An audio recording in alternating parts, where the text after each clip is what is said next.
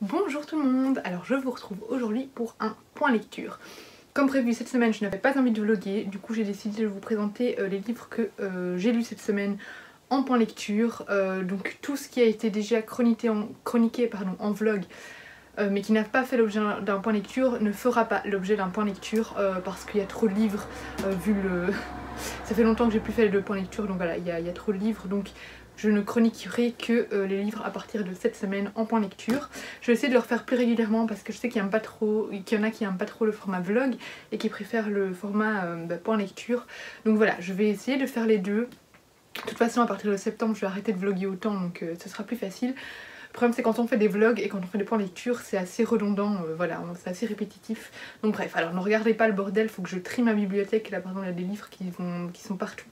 Voilà, il faut que je refasse du tri dans ma bibliothèque, bref ce n'est pas l'objet de cette vidéo. Du coup cette semaine j'ai lu 4 romans et j'en ai encore un en cours. J'ai lu Le Duel des génies, La nuit des reines, À la lumière de nos jours et alors Rocaille que je viens de finir à l'instant. Si vous entendez du bruit, je suis désolée mais la fenêtre est ouverte. Voilà, parce que voilà, j'avais envie d'un peu d'air dans la bibliothèque tout simplement. Alors, je vais commencer par ordre chronologique par Le Duel des génies de Sophie Doudet, que j'ai reçu des éditions Scrigno. Alors ici on va en Italie au 15e siècle, c'est fin du 15e siècle, début du 16e je pense, hein, voilà, ici on commence en 1488, mais voilà, on va un peu plus, enfin aussi dans les 1500, voilà, ça s'étend jusque dans les années 1500 également. Et on va y suivre en fait Michel-Ange, donc Michel-Ange, le grand Michel-Ange qu'on connaît, dans ses débuts, voilà, tout simplement dans ses débuts, donc quand il était encore un jeune enfant et qu'il est élevé par une famille, le papa est un sculpteur je pense, enfin, voilà, c'est une famille un peu... Pas de la noblesse quoi, voilà, mais il est élevé par eux parce que son père ne voulait pas s'en occuper, voilà, à la mort de sa mère, il a un peu mis ses enfants à gauche à droite pour ne pas les éduquer.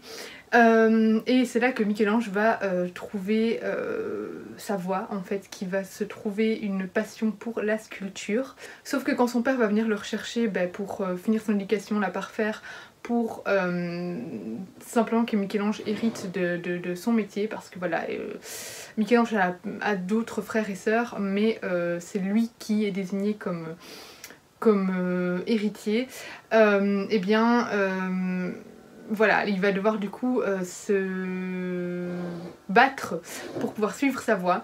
Donc il va toujours suivre les leçons données par les précepteurs de son père, mais il va essayer de marchander pour pouvoir toujours sculpter, toujours continuer sur la voie artistique qui lui plaît tant. Voilà, grosso modo, on a vraiment donc le début de la carrière de Michel-Ange. On va rencontrer les mécènes, voilà, on est plongé dans l'Italie de l'époque, on va à Florence, on va aller à Rome, on voyage vraiment pas mal. Et Michel-Ange un jour va aussi rencontrer Léonard de Vinci et voilà, on va assister à leur rencontre et à leur duel. Je vous en dis pas beaucoup plus. Ce livre je l'ai beaucoup aimé parce que j'ai appris énormément de choses. Alors j'ai eu à l'université des cours d'histoire de l'art, etc. Du coup je connaissais déjà certaines choses dans les grandes lignes.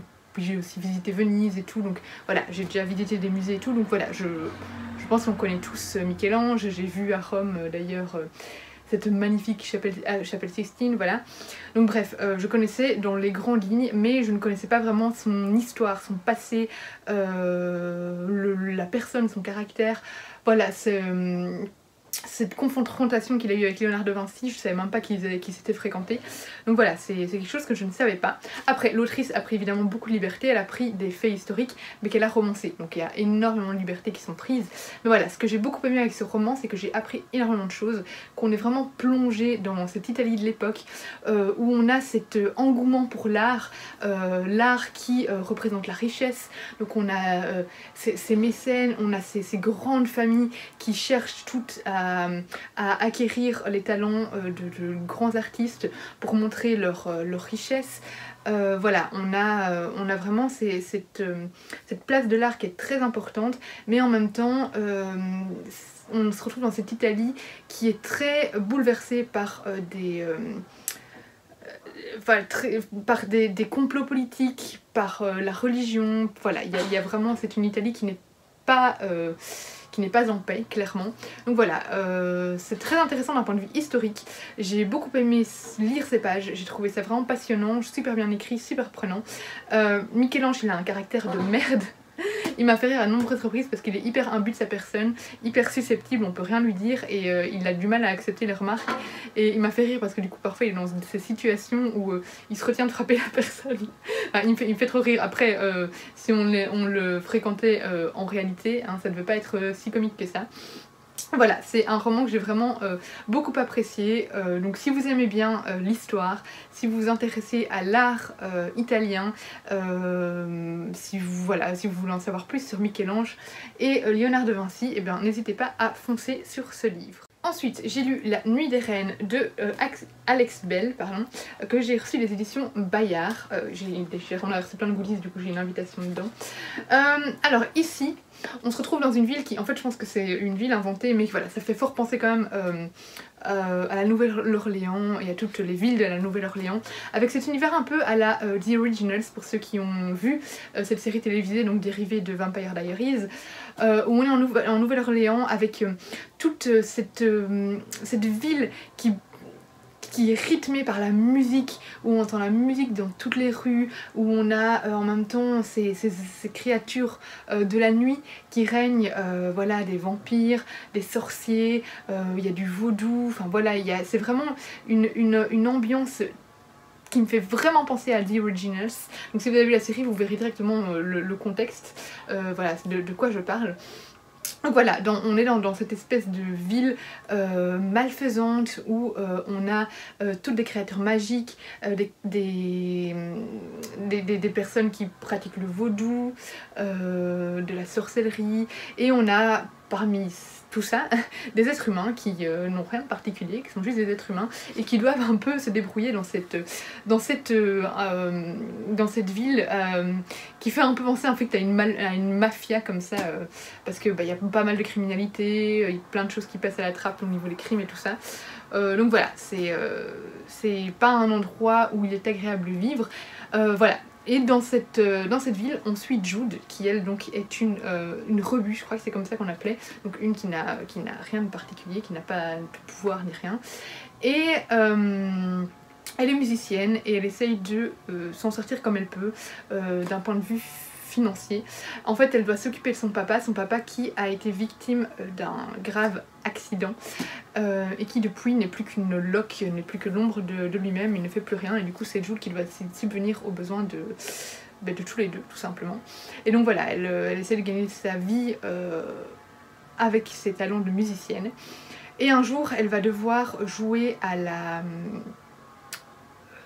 truc funéraire je trouve plus de mots, bref, à l'enterrement de la reine Kojou. Donc en fait la reine Kojou va mourir assassinée, la reine de la nuit, et Jude va se retrouver à devoir jouer à ses funérailles, et elle va tomber sur une mystérieuse poupée. Et cette poupée va se retrouver chez elle bizarrement, et en fait elle va se rendre compte que cette poupée détient l'âme, je sais pas trop comment expliquer, mais enfin voilà, à cause de cette poupée, Jude va se faire posséder par la reine Kojou, et elle va devoir enquêter pour savoir qui l'a assassinée.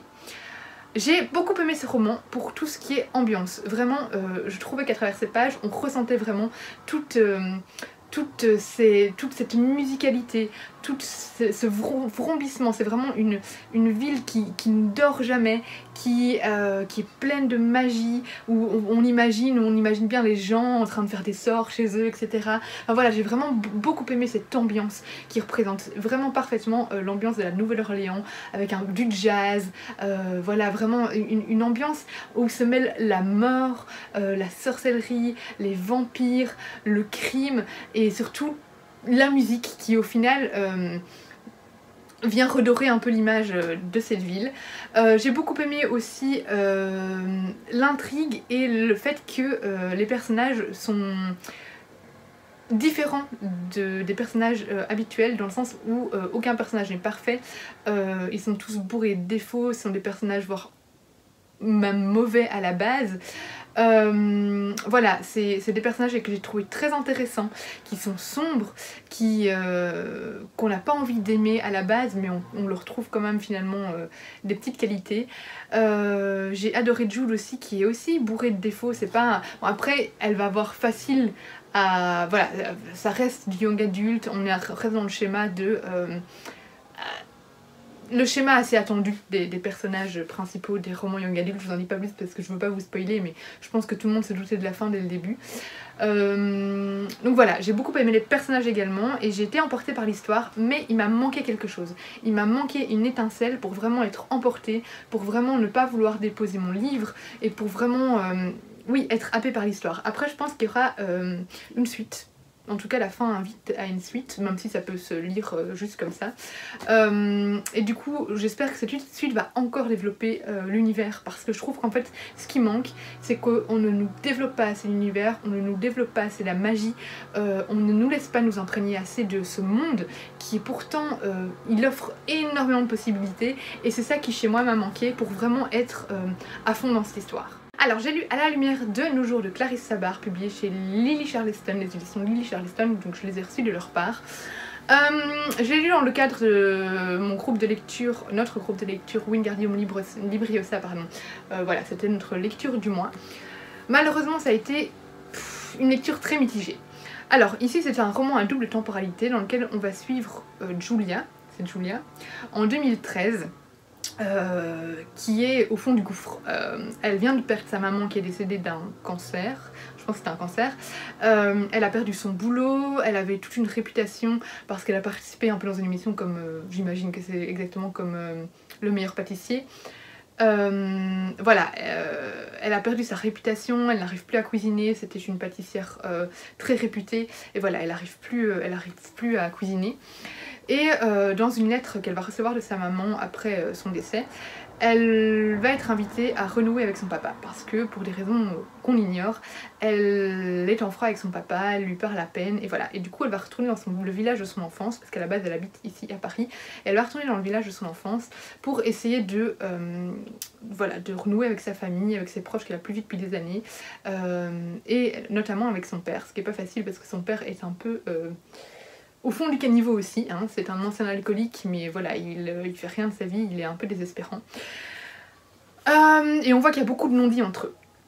Et en renouant avec sa famille, elle va aussi en apprendre plus sur le passé, sur ses ancêtres. Et du coup, on va faire un bond dans le temps et on va aller au début du XXe siècle, jusque dans les années 40-45. Voire jusque dans les années 70, parce qu'au tout début, on a un petit truc sur les années 70... qui est un peu une espèce de mise en bouche, voilà, un petit secret qu'on attend de voir se dévoiler au fil des pages, et on n'a que la réponse à la fin. Donc bref, on va découvrir l'histoire du coup de sa famille, de son arrière-grand-mère, de sa grand-mère, et clairement, heureusement qu'il y avait ces passages dans le passé parce que c'est ce qui m'a le plus passionnée. Donc on va commencer avec Eugénie. Eugénie qui est une jeune femme qui vit à la campagne et qui va se faire envoyer à Paris par son père pour avoir couché avec un homme et aucun mariage n'est possible. Et voilà, c'était très mal vu à l'époque hein, de coucher hors mariage, etc. Du coup voilà, son père va l'envoyer à Paris chez sa tante. Et en fait elle va se retrouver dans un Paris très pauvre. Voilà, sa tante est... n'a plus rien comme argent suite à la guerre 14-18. C'est un Paris qui se relève de cette première guerre mondiale, qui a énormément souffert, une France hein, en général qui a énormément souffert, et elle va se retrouver dans cette famille qui n'a quasi plus rien. Et voilà, et elle va refaire sa vie, elle va reprendre sa vie en main, elle va essayer d'accepter sa nouvelle situation, et je vous en dis pas plus. On va traverser un peu voilà, tout le siècle, on va suivre également la grand-mère de Julia. Je vous en dis pas beaucoup plus parce que je veux pas vous spoiler, mais voilà. Alors dans les parties dans le passé, j'ai donc, comme je vous dis, j'ai adoré les parties avec Eugénie. Une fois qu'on est passé à Suzette, donc la grand-mère de Julia, j'ai commencé à moins aimer également la partie dans le passé. Donc j'aimais pas la partie dans le présent et j'aimais plus la partie dans le passé. Jusqu'au moment où on arrive dans les années 40-45 où je me suis de nouveau intéressée à ce qui se passait. Mais voilà, malheureusement c'est un roman en demi-teinte parce qu'il y a quand même pas mal de passages qui m'ont ennuyée. Des parties dans le présent que j'ai lues en diagonale où j'ai lu que les dialogues par moment. Tellement je trouvais ça inintéressant, niais, attendu. Les petites disputes étaient très clichés. Voilà, la partie dans le présent m'a vraiment pas plu. Je sais pas, j'ai pas du tout accroché aux personnages, je les ai trouvés tous très chiants. Voilà, je ne sais pas, j'ai vraiment eu un problème avec les personnages dans le présent. Et comme je vous le disais, dans le passé, la partie avec Suzette jusqu'avant la Deuxième Guerre mondiale, je l'ai trouvée aussi très niaise, très... coup de foudre, enfin voilà, tous ce que j'aime pas dans les romances, etc. Oui, voilà, très cliché, très attendu et trop roman à l'eau de rose, quoi. Donc voilà. Ah, vous entendez vraiment tous les gens qui font, tous les voisins qui font des travaux dans leur jardin. Bref, c'est pas grave. Mais donc voilà, malgré tout, j'avais quand même envie de savoir quel était ce fameux secret enfin, il y a plusieurs secrets même, que cachait la famille de Julia. J'avais envie de savoir le dénouement de l'histoire. C'est un roman qui se lit quand même assez facilement, même si comme je vous dis, il y a des passages qui m'ont clairement ennuyée. Mais voilà, c'est un gros pavé, mais qui se lit quand même assez vite, c'est très fluide. Et l'écriture de Clarissa Barr, bah, elle se laisse lire, ça se laisse lire tout seul. Mais voilà, c'est clairement pas un roman qui va me rester en mémoire. Et voilà, c'est pas le roman de l'année pour moi et je suis sûre que je l'aurai oublié d'ici quelques temps. Donc voilà, c'est un petit peu dommage parce que j'en attendais un petit peu plus de cette histoire. Et on termine avec Rocaille, que j'ai dû lire dans le cadre du PLIB 2021. Donc Rocaille, il fait partie des 5 finalistes et c'était le seul que je n'avais pas encore lu, donc c'est Rocaille de Pauline Cidre qui a été publié par les projets Silex. Alors déjà, l'objet livre est juste magnifique, c'est du hardback, donc c'est cartonné et la couverture est juste splendide. Et alors en dessous on a encore une couverture toute verte, toute cartonnée, très jolie. Alors Rocaille, ça va être très difficile de... Non, c'est pas ça, c'est les chiens. Rocaille, ça va être très difficile de vous le résumer parce que c'est un univers tellement compliqué, je trouve, que voilà, c'est assez dur de vous en parler. En gros, on est dans un monde inventé, hein, c'est de la fantaisie, où c'est un monde qui a été maudit en fait. Il n'y a plus rien qui pousse. C'est une terre aride, froide, poussiéreuse. Voilà, il n'y a plus rien qui se cultive et le peuple dépend entièrement des rois. Les rois qui ont le pouvoir de faire justement pousser, qui ont le sang vert et donc qui ont le pouvoir de nourrir le peuple tout simplement et de faire pousser des fruits, des légumes, etc. Dans ce monde-là, le roi va se faire assassiner et il va être ressuscité par une magie très ancienne. Et il va chercher à retrouver le pouvoir grâce aux personnes qui l'ont ressuscité, qui sont une bande de criminels, de brigands. Voilà, je n'ai pas envie de vous en dire beaucoup plus, c'est un univers avec plein de magie, qui est aussi un peu une ode à la nature, qui soulève quelques réflexions au niveau de la nature et de l'écologie. Pas, voilà, mais voilà, c'est très poétique, c'est très bien écrit, c'est très joli, c'est très original. J'ai jamais lu une histoire comme ça. C'était vraiment, voilà, j'ai trouvé super bien trouvé comme univers, comme monde. C'est très bien construit, on explore vraiment toutes les légendes de cet univers. On a des retours dans le passé, dans les souvenirs de rois perdus, de rois morts. On a aussi des magistres qui sont... Ça va être trop dur à vous expliquer, mais qui sont en gros détenteurs aussi de la magie verte. Mais voilà, c'était super superbe au niveau de tout cet univers développé et au niveau de la plume de l'autrice. Mais et en fait toutes mes lectures sont un petit peu mitigées à part ouais, allez, la moitié. Il m'a manqué quelque chose et je sais ce que c'est. Pour vraiment rentrer dans l'histoire et avoir envie de retrouver, enfin de retourner dans le roman quand je le déposais. Et en fait, je n'ai eu aucun attachement au personnage. Et comme je n'ai eu aucun attachement au personnage, c'est resté pour moi très impersonnel, et bien, tout ce qui se passait me laissait froide, en fait. Donc, je m'en foutais un peu de... s'ils allaient s'en sortir, s'ils se faisaient tuer, voilà, ça me laissait complètement de glace, de marbre. Et malheureusement, quand on n'a pas l'attachement au personnage, c'est toujours assez difficile de vraiment rentrer dans l'histoire et être passionné par ce qui se passe. Du coup, c'est pas une lecture en demi-teinte parce que je trouve que c'est un excellent roman. Je ne sais pas si ce manque d'attachement au personnage est personnel ou si c'est un problème au niveau de l'écriture qui n'est pas assez creusé au niveau des personnages. Je ne sais pas. Je ne sais pas si c'est juste moi ou si d'autres personnes ont eu ce problème. Mais clairement pour moi, il m'a manqué quelque chose pour vraiment être embarquée par l'histoire et être emballée par ce que je lisais.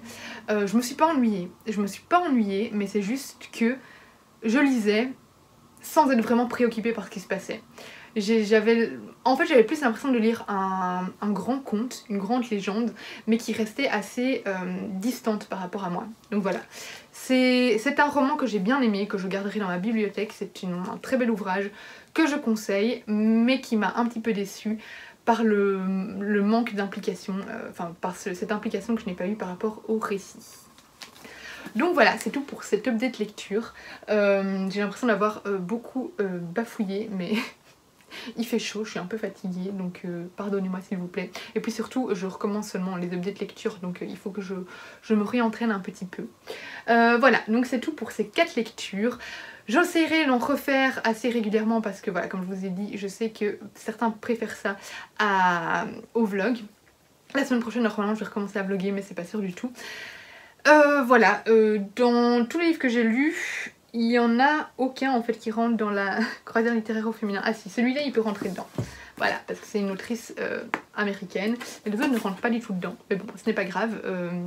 Je continue petit à petit à lire la croisière littéraire au féminin. D'ailleurs là je suis en train de lire la lecture commune du mois qui est La Maison aux Esprits, La Casa de los Espíritus. Voilà, là je vais le reprendre cet après-midi. Bref, merci d'avoir regardé cette vidéo. Comme d'habitude, n'hésitez pas à partager, commenter, à liker, c'est toujours aussi important. Et on se retrouve bientôt pour une prochaine vidéo. Bisous!